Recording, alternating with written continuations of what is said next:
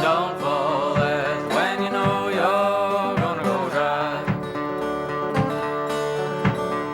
When the rain don't fall, that's when you know you're gonna go dry. And it won't do no good to be crying out loud, babe, or cursing the sky. When the field turns brown, you know famine coming all across.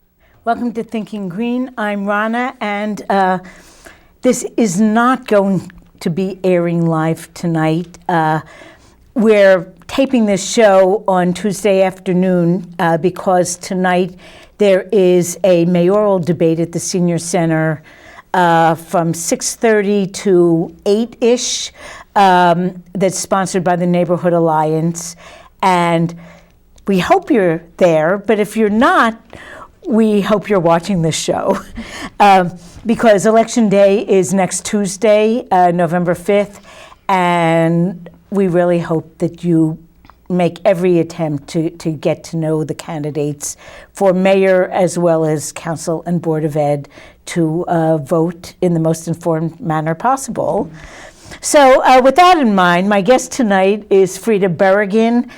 I think, Frida, you were on maybe about a month ago, and it seemed like when our time was up, we weren't really finished talking. Mm-hmm. So we'll talk about, some things we missed and some things that bear repeating today. And so anyway, welcome back. Thank you. I guess one of the first things I want to ask is, why are you running? Why indeed? Because I'm having the time of my life, Rana. Because in all seriousness, there's no better way to learn about our community than to seek to represent it. And while I've, since moving here in 2010, really loved this community, I think, my desire to see concrete improvements in the lives of my neighbors and the next generation have just really been solidified in the last couple of months. In a kind of real concrete way, one of the reasons I'm running is so that there's a third choice. Both of my contenders, both of my challengers, have been in city government in various forms for a really long time, and so I'm a new face, a new voice, and really seeking to run a different kind of race and lead in a different way. And I think that's resonated with enough people to keep this race interesting and kind of alive and dynamic in a way that it wouldn't have been if it was just Marty v. Mike. Yeah, well, we saw that in 2011, our first mayoral race in, 3/4 of a century. The voter turnout was about 4,600 or 4,700. There were 6 candidates that year. That's right. And then 4 years later, the number of people who voted was down about a third, I think, down to about 3,300 or 3,400. Right. So, unfortunately, the politics seemed kind of fresh and new 8 years ago, and then within a few years after that, people started feeling like it didn't really, inspire their turnout or their imagination for change. Right. Very few New Londoners turned out in the polls in 2015, and we're really hoping that more turn out this time because there's more of a spectrum of choice. And through my candidacy, your candidacy, the candidacy of Charmaine Gregor, who's running for Board of Ed as a member of the Green Party, I think we've been able to just sort of articulate the values that we hold dear in a way that appeal to New Londoners and appeal to New London voters. It was, striking, just to take one example, the night of the last debate mayoral debate was at the library, and it was hosted by Landmarks. It was a lovely conversation and a very rainy night. And one of the questions was about climate change, and how a coastal community such as ourselves, prepares for a warming climate and rising sea levels, rising water.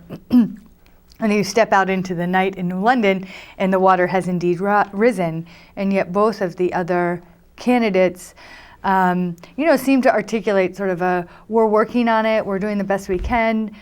There's a technological sort of, there's a construction fix to this sort of problem, and we're, putting resources into those sorts of things. And I think 3 times since that night, not too long ago, our streets have flooded, apartments have flooded, businesses have flooded, damage has been sustained, and so to be able to say in a public forum, if we want to get somewhere different, we have to start somewhere different, and we have to approach this problem.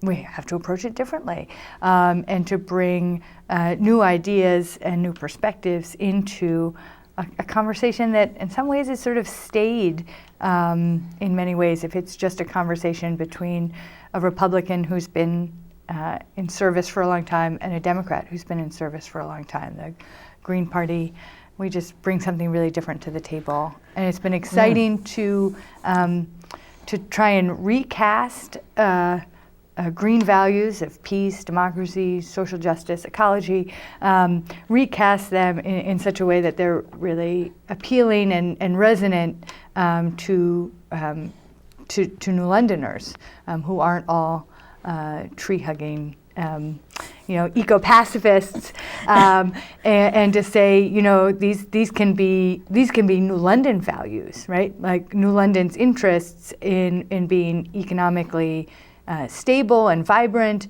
racially diverse and respectful, having a transparent, functional, accessible local democracy. These aren't green issues. These aren't niche. These aren't minor, as we're characterized as a minor party. These are all of our values, and I think we kind of are representing that in the kind of people who are showing up to the debates, who are volunteering in our campaigns, who are contributing small amounts of money to our grassroots funded coffers. And so all of that has been really, really exciting. Yeah, it was, well, there was a great moment in that Landmarks debate. In general, the Landmarks debate differs from the others in that New London Landmarks has always provided candidates with the questions ahead of time. So the candidates do all get to think about what their views are and be able to articulate them pretty efficiently. But in that particular discussion, candidate Marty was kind of boasting that he's so interested in climate change. He drives a Prius as opposed to what Mayor Passero drives. I don't even remember what Tahoe. It was. Oh, a Tahoe. And your answer, which is something you did not prepare ahead of time, was, right. I walked. I walked, and this is a walkable community, and as Greens, I think we want to recognize that some people walk because it's healthful and ecological, and some people walk because for economic necessity. And either way, walkers should have safe sidewalks, and walkers with disabilities or who are otherly abled should be able to cross our many, many streets in safety, which is not currently the case. And it was a really funny moment, and one of the few unscripted moments of the debate. And I think Marty had really hoped to land something like, he drives a Tahoe. He kind of pointed to Mike, and it was funny. And then we all piled into our not so ecological, minivan at the end. But there were 5 of us who drove home together. So And you offered rides to anyone else who needed right. one. Come on in. We can seat 7.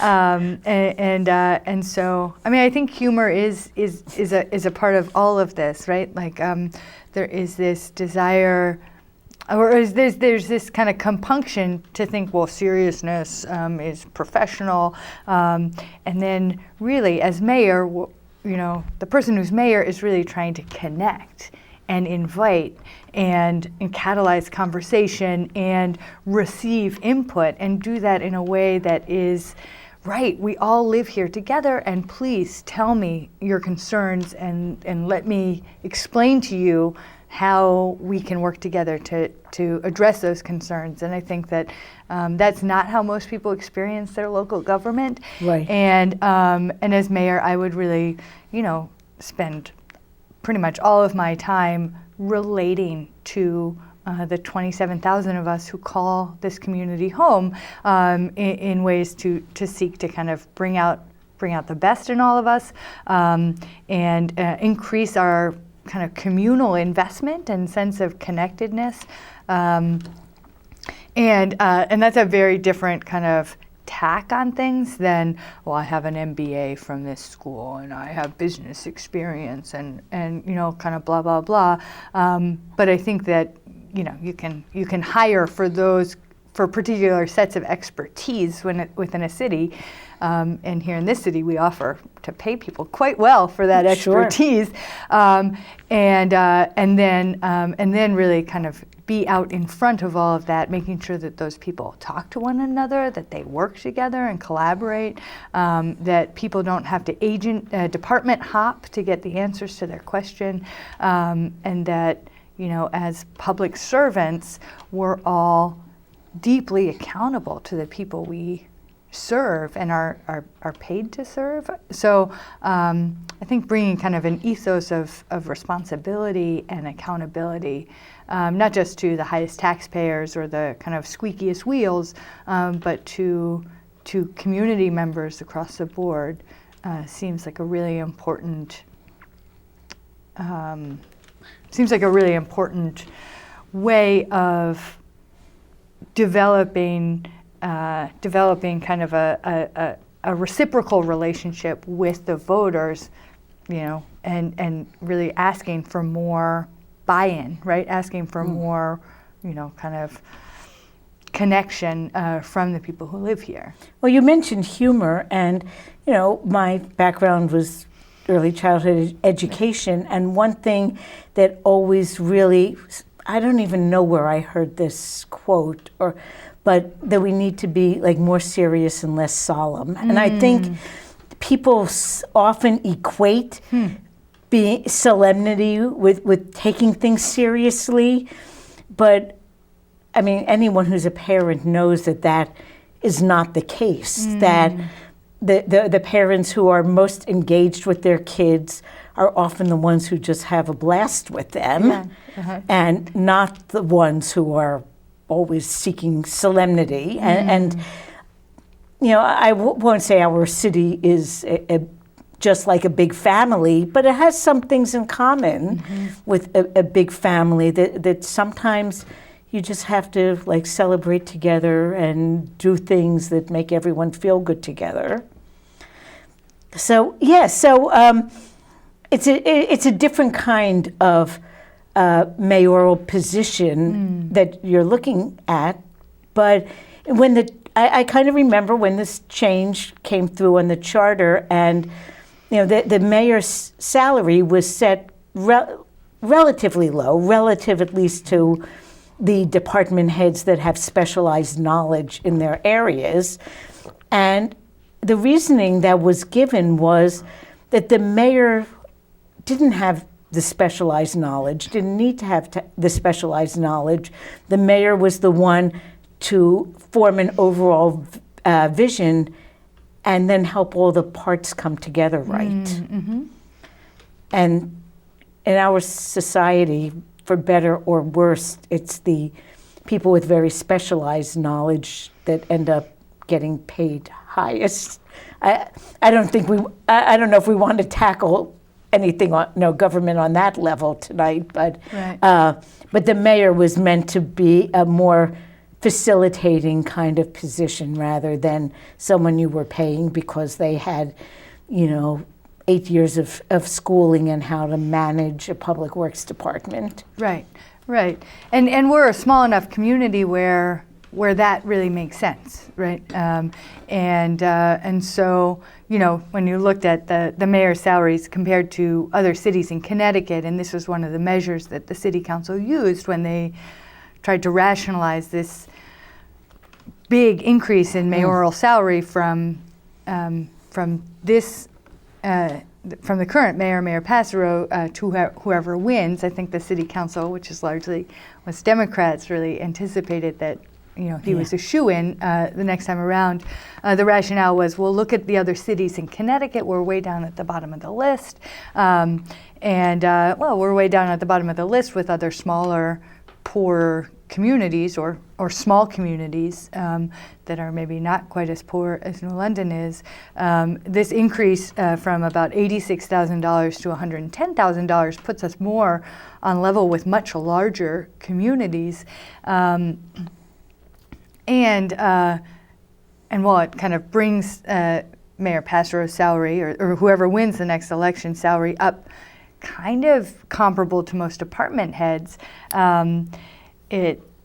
I think if I were a department head, I would kind of want to have more money for my department, and less money for the mayor. And kind of that extra level of professionalization for the mayor sort of, makes what is already pretty much a 24/7, very challenging job even more so. It makes the stakes so much higher, right? Then he has to be, there's no kind of delegation at that point, and there's no, you have to be in the room with every department head making every decision. And I will give the current mayor a ton of credit for being quite out and about, right? And very connected, very present, at least physically present in meetings all over the city all the time. And it is a 7-day-a-week job the way he runs the city. But if we're going to hire all of these professional people, I'd like to see us, giving them the support they need to do their jobs, not so much, and that doesn't always mean you're in the room with them and kind of right up next to them all the time, or having to have a total command of the minutia and have the granular detail of every single thing. At the end of the day, you're accountable for all of this. But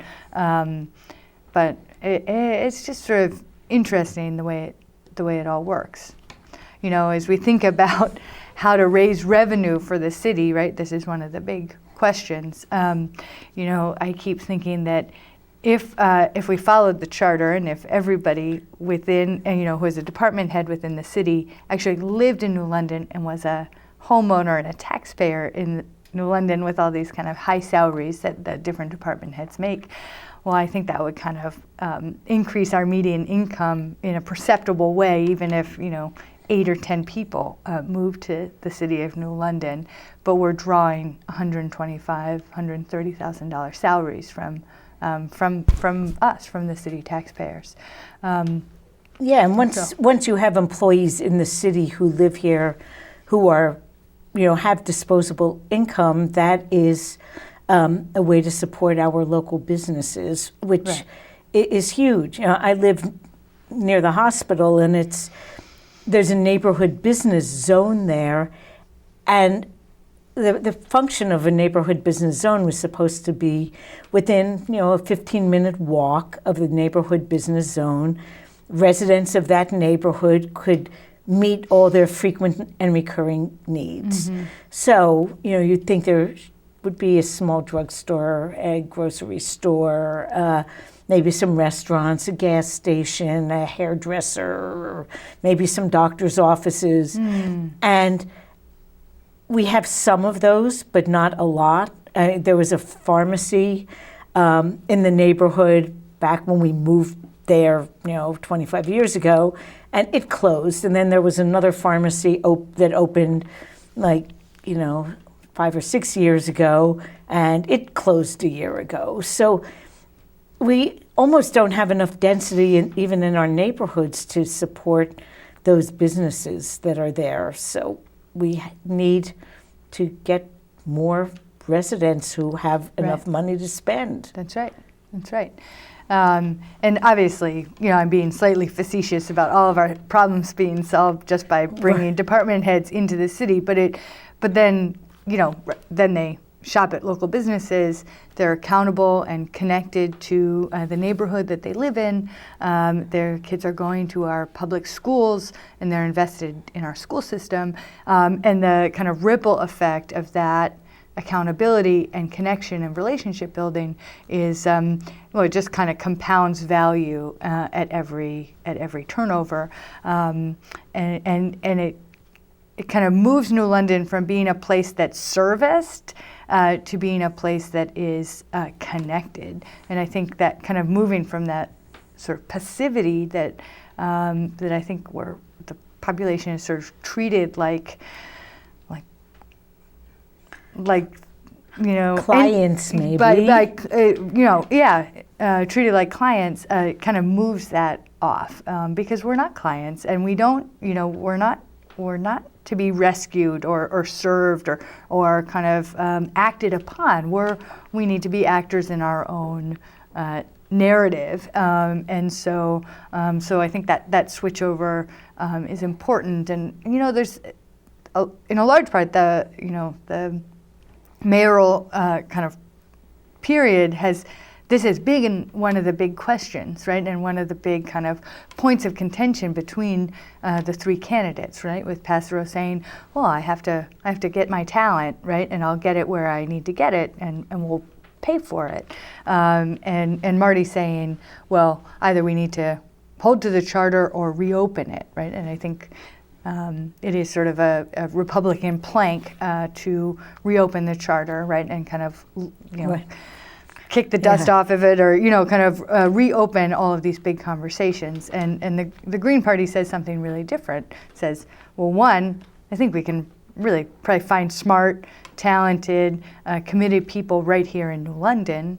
and that smart, talented, committed people who live outside of New London want to come here because they want to work here, and that's okay, and that would be great, and if we have to make some exception for some specific reason, well, let's be transparent about that, and let's make that argument to the people of New London, and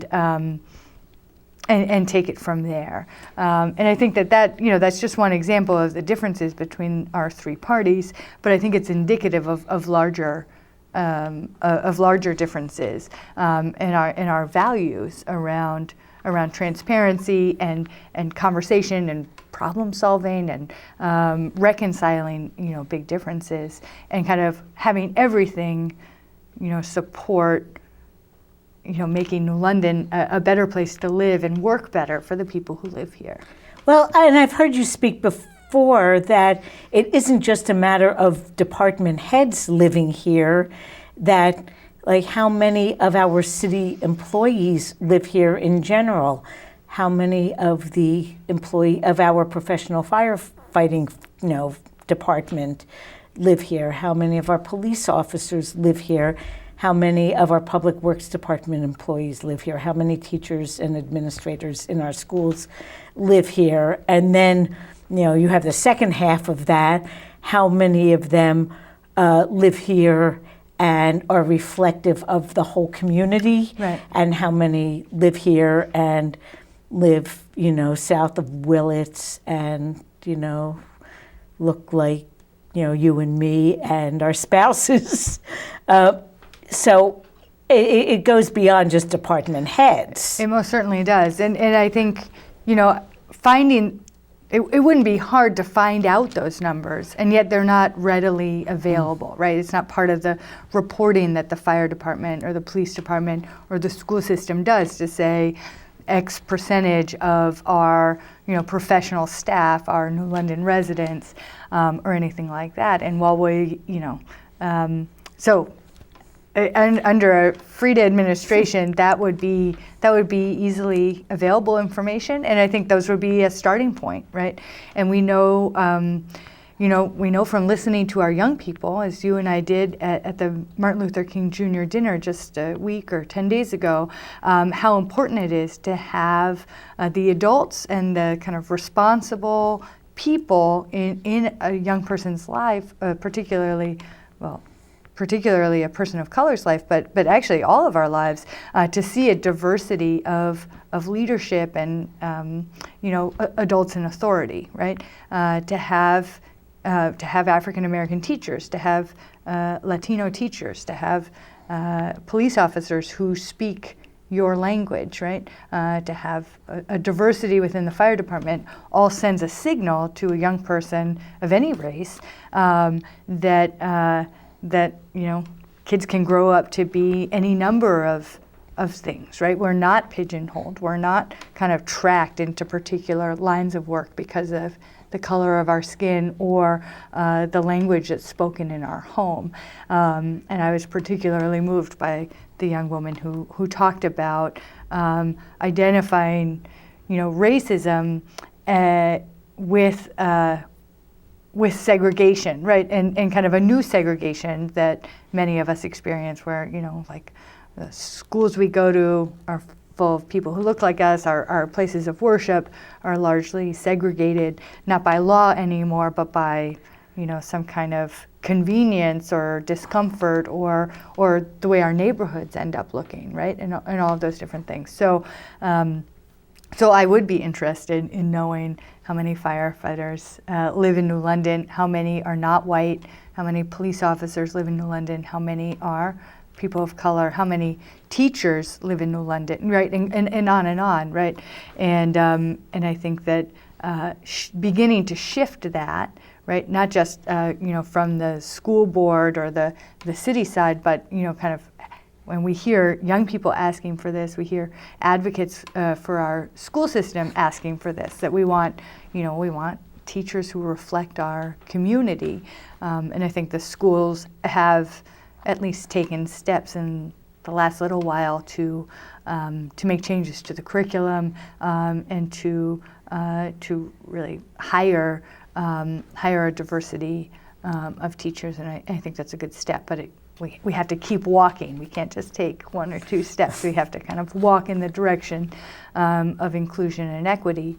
And I think that's a value that I would carry into City Hall, and I think I would be held accountable for those commitments by our community in ways that I think are really important. And I think your campaign has made a difference in that way. I went to an event, you weren't unfortunately in town that day, right. But Step Up had a very interesting candidate meet and greet that people got a good idea they could speak to any of the candidates. They went from table to table. And there was one woman who said, I never thought of voting for the Green Party before. It's like, we've been in New London for like 20 years, and it was off her radar screen. So even within our party, we have not been the most inclusive, apparently, and are working towards it. The other thing I wanted to say is you mentioned churches and congregations, and not just religious or institutions, but nonprofits in general have become kind of a sore subject in New London. Oh, they sure have. And what can we do to not just get more revenue out of them, although that's one thing we do want to do, mm-hmm. but how else can we interact with them so that they're more a piece of our community rather than do-gooders who do their good here and then go back to their homes in the suburbs and spend their paychecks in supporting the suburban economy? Right.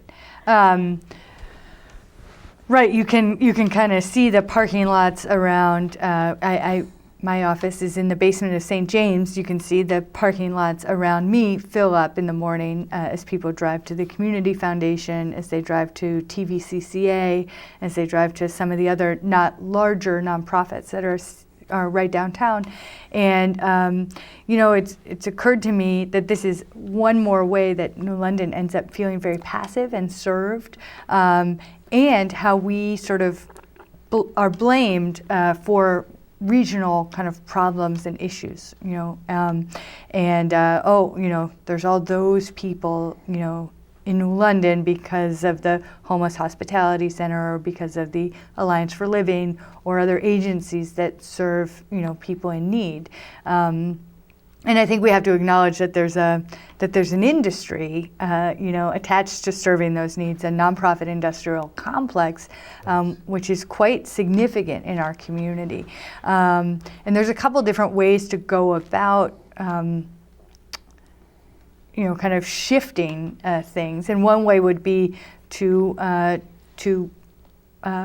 you could do it as an incentive or as a penalty, right? But communities, larger communities, New Haven, for example, is doing something where if you are earning your living in a community, but spending it outside of the community, there's an additional tax that's kind of tacked on to your paycheck, because you're kind of you're taking it back to Stonington or Old Lyme or whatever. You can also kind of construct it as an incentive where, if you live and work in the same community for any agency, for-profit or nonprofit, there's an incentive for you to buy a house and kind of become a taxpayer here in this community. When my husband and I moved to New London, that was available. I think it was federal money that was kind of repackaged for local residents to incentivize living here and working here.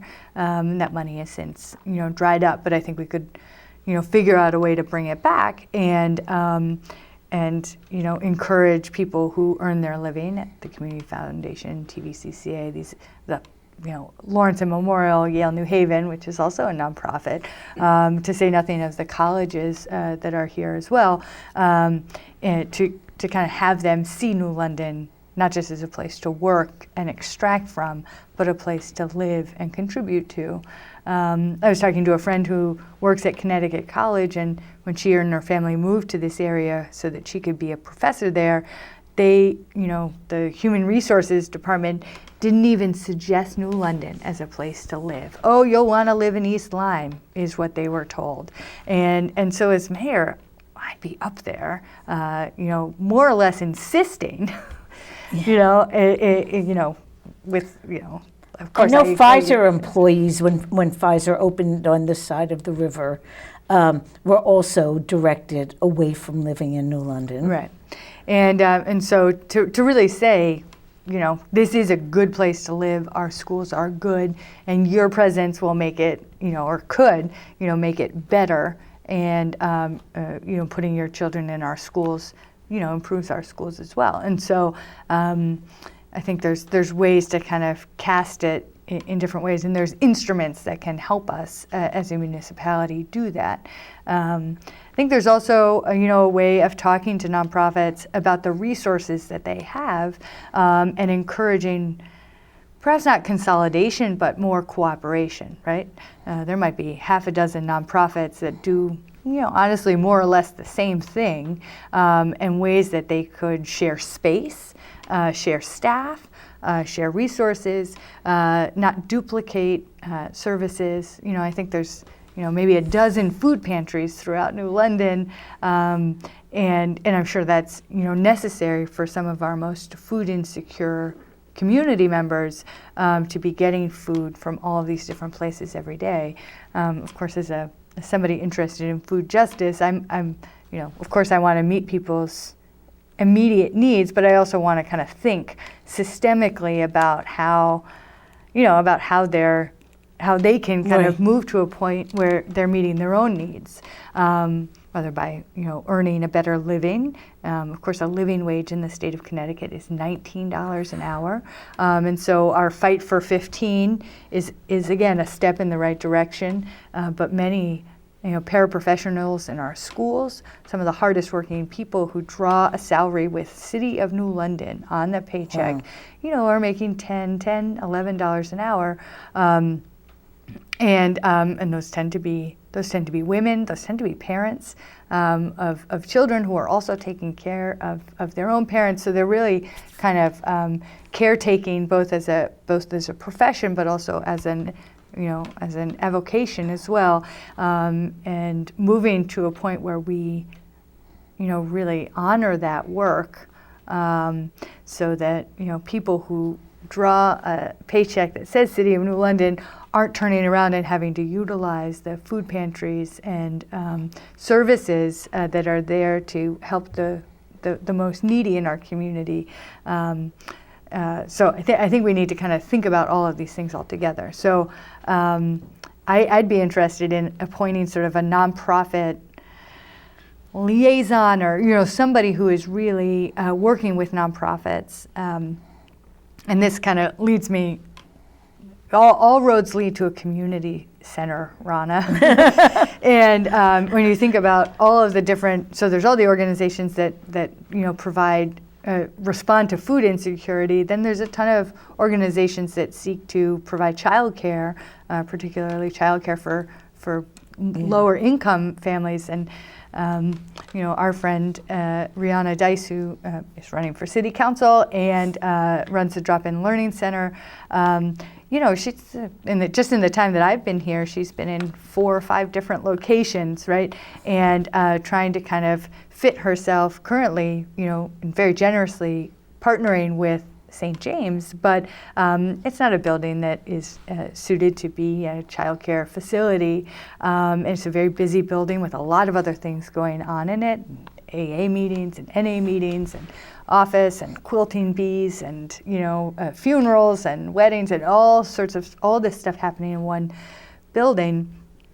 And for years we've thought about a nonprofit center where small and large nonprofits can perhaps they share a receptionist or they share a grant writer. They share some kind of office management staff, so that the people who are doing the mission-based work can really focus on the mission, and there's space for events and meetings and childcare on a kind of larger scale, like the Drop-In Learning Center does, and room for all sorts of other things to happen too, like community meetings and perhaps cooking classes. Like the list goes on, and the need for that kind of space where we all come together is so clear. And pretty much every person I've talked to has mentioned in some way or another the need for a space to come together. And so that's something that this nonprofit liaison person will be tasked with, right? Like how do we finally get a community center in New London after all these years and after all these attempts, and how do we encourage all these nonprofits that do bring resources into our community, but also extract and perhaps some of them profit off of the poverty and tragedy that happens within this community. And then that person would also help us think more regionally, right? Because we do receive, so many people from outside of New London and serve so many people from outside of New London. Well, how do we kind of, work with our neighboring communities to recoup some of the costs of those services in a real way, because those are communities with more resources and lower mill rates and more homeowners, and they, in many ways they have lots that we would like to have, and in part perhaps because we're dealing with their addicts and their domestic, victims of domestic violence, and their kind of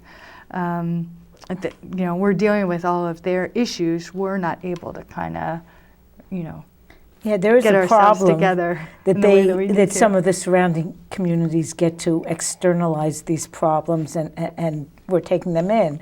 But now, as you talk about nonprofits, I wanted to point out that I know you've been connected with two nonprofits in the city that seem like they don't fit the stereotype. That's right. Like Fresh New London. I mean, I probably know half a dozen families at least who became homeowners in New London because of Fresh New London. That's right. So I don't know, and of course the Community Land Trust as well, though its Right. mission is to promote people to become homeowners in New London. So I don't know, how do we, create an atmosphere in New London that more of the nonprofits, whatever their mission, kind of draw people to want to live close to them? I think some of it kind of, I mean, this might sound sort of hokey, but St. Francis House, which is also a nonprofit, talks about wanting to be a good neighbor, and the most important part of being a good neighbor is proximity. Right? You have to live adjacent to somebody in order to be a good neighbor, and so. Fresh New London and the Community Land Trust, neither of them developed out of this, like, there wasn't a business plan. That wasn't the first thing that happened to develop these organizations. These organizations were developed by groups of people talking to one another, learning about a problem, and figuring out, what to do about that problem. And a big part of what to do about problem of food insecurity and blight, I guess, are kind of, and young people who needed something to do, right? Those were kind of the three problems that brought Fresh New London together. Well, that was all just talking with people and chatting and starting small and building and getting a little bit of support and building a little bit more and getting to the point where you could honor young people with a stipend and a little salary, and it just kind of continued to build. And we found, by making some hiring mistakes, that you really want to hire. What you're hiring for is proximity and the value of relationships and the skills that you need to write the grants and manage the mailing list and do all the other kind of nuts and bolts things of running an organization where you can learn all of that, right? But you want to hire somebody who wants to walk to work and wants to talk to people about Fresh New London off the clock, so to speak, right? And when we founded the Community Land Trust, it was because we learned a couple of things all at once. That New London has a really low home ownership rate, that a home for many community members was in the process of being emptied out, and those people weren't able to move right into other places, other better places to live, the Crystal Ave high-rises. And that every community in New London, just about every neighborhood in New London, had buildings that were blighted or being kind of neglected into oblivion, and that we were sort of at this point where we needed to arrest that neglect or lose those properties once and for all. And so, how do you make people? How do you make a path to homeownership in a city where poor homeowners have been eminent domained out of multiple neighborhoods, right? We have this legacy of homeownership actually not meaning security and a climb up the ladder to the American dream, right? Because all those people who lived in Fort Trumbull, all the people who lived near Federal Street. There's one family, the Cristofaro family, that lost their home in Fort Trumbull, had previously lost their home in Shaw's Cove, and then they moved from Shaw's Cove to Fort Trumbull, and 25 years later, they were going through the same thing again. Right. This is a problem partly with how people see cities, because, I'll go on my soapbox for a couple of minutes. What the Supreme Court decision in favor of the city in the Kilo case said, in effect, is if you live in a poor city, your property rights don't mean as much as if you live in a wealthy town. It's really what it boils down to, that if your city is poor, it needs more tools to bring in money so it has more ability to take your home. And that just seems like, I don't know, we're supposed to get equal protection under the law. Right. And a lot of us like living in cities that aren't like too upscale. There's a lot of life here, but we don't necessarily want our property rights, to be curtailed because of it. So yeah, just my little spiel on that. I guess we should talk about how people can vote in general and vote for you in particular. I do have a ballot here, and you can, and we. Okay.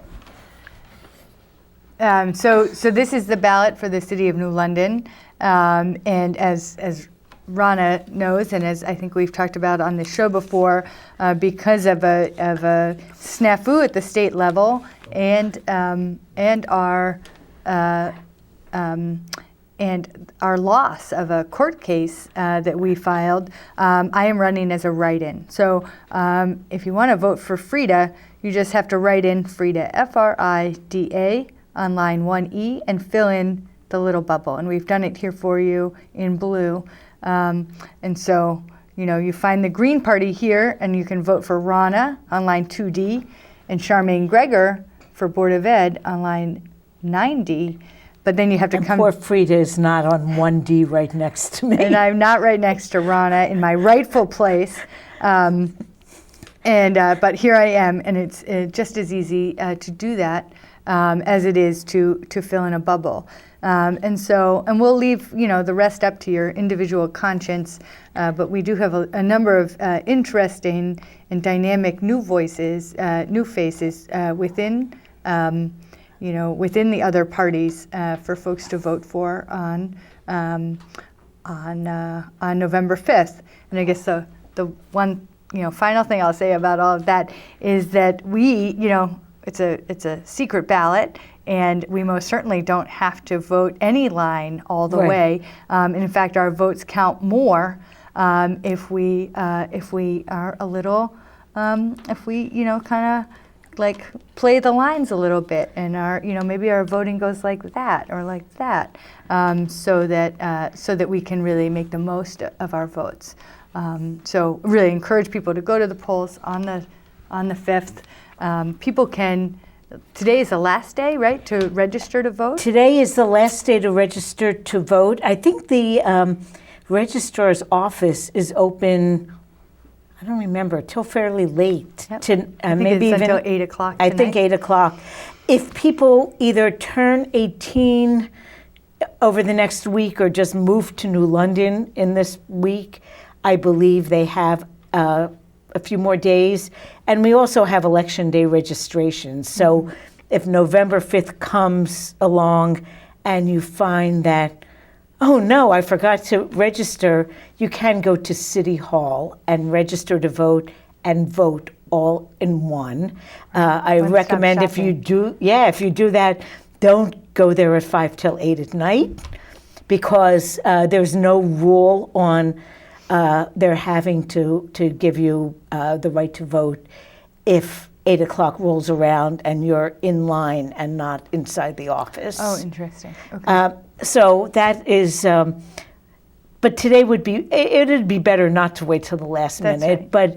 But Connecticut did bring Election Day registration a couple of years ago, and it does help for people who just couldn't do it before then. I guess the next thing, because you mentioned people spreading their votes around, and there are a lot of good reasons for that. For one thing, if you have a mix of parties, you get less of city's business done in back rooms where Freedom of Information Act rules don't really apply in party caucuses. But also just to have a diversity of opinions and visions. But that means you need to find out really personally what the candidates are like. So there is an event tonight. There's a Neighborhood Alliance debate. I think doors open at 6:30 at the Senior Center. I think they open at 6 and the debate starts at 6:30. Okay. Oh, so yeah. I don't know. They gave some mixed signals, but I think it's earlier Okay. Good. rather than later. So, well, let's say 6 p.m. because they'll Yeah. be setting up anyway. So come to the Senior Center at 6 p.m. For the last mayoral debate, and then the last Board of Education debate is tomorrow, and that's at the high school. It is. And I want to say that's also at 6 o'clock. Yeah, I think that one, the doors actually open at 5, but you don't need to get there at 5 because Right. I did for the council one. And, at 5:30 meet and greet. I think the question answer period is from 6 to 7 on that one, and then you get the closing statements. Right. And city council debates, unfortunately, they were all concentrated. I think there were 4 events last week on Wednesday, Thursday, Friday, and Saturday. So, but there are snippets of debates online. Yeah. I noticed that the Patch has been posting profiles of candidates. Frida's profile is up there, mine is up there. I saw several other candidates from other parties. I think Brian Dowdy had one up there. So that's another good way to learn about the candidates and find out more about what their what they stand for and get an idea of how they work with others. So we have about 4 minutes left. So I think maybe in the last few minutes we can talk a little bit about, what's going on tomorrow. Yes, good. And other ways people can help. So tomorrow there is, unfortunately, in conflict with the Board of Ed debate, from 7 to 9 p.m. at the New London Senior Center, the Medicare for All Connecticut group is going to have an organizing event. For people who are kind of new to the idea of universal health care, there will be a film called Fix It, Healthcare at the Tipping Point, for about 40 minutes that really explains the numbers about why we need to get the profit motive out of our healthcare system. And it basically boils down to our companies can't afford it, our nonprofits can't afford it, and our government can't afford it. Right. I really recommend, if you already are familiar with the Board of Ed candidates, come there. If you're not, since that event is a little later in the evening, you can show up at the Senior Center at 7:30 or 7:45 and be part of the organizing effort to get the word out, and especially get the word out to our civic leaders to take a stand on that, because the New London budget, healthcare costs went up 10 or 11% last year. Right. And if you don't want to raise taxes, what are we losing to pay that 10%? Right. I mean, it ends up being a cut to our departments, as it was a cut to the Department of, to the education budget. 11% increases was no joke. So it has local relevance for sure. It does. And I'm trying to think, and if people want to help the Green Party, you can send an email, info@nlgreens.org, and you can drop literature. We have some events coming up. Yep. And we actually have a party coming up on Saturday too. So you can go to our Facebook page or send us a line and we'll let you know. And I think we're in negative time now, so we better sign off. So Thank you, anyway, Rhonda. thank you, Frida, for coming up. All of you, November 5th is Election Day in New London. The voting places are the high school, Harbor School, and Nathan Hale School. So we will see you then. We hope for much, much better turnout than 2 years ago or 4 years ago. That's right.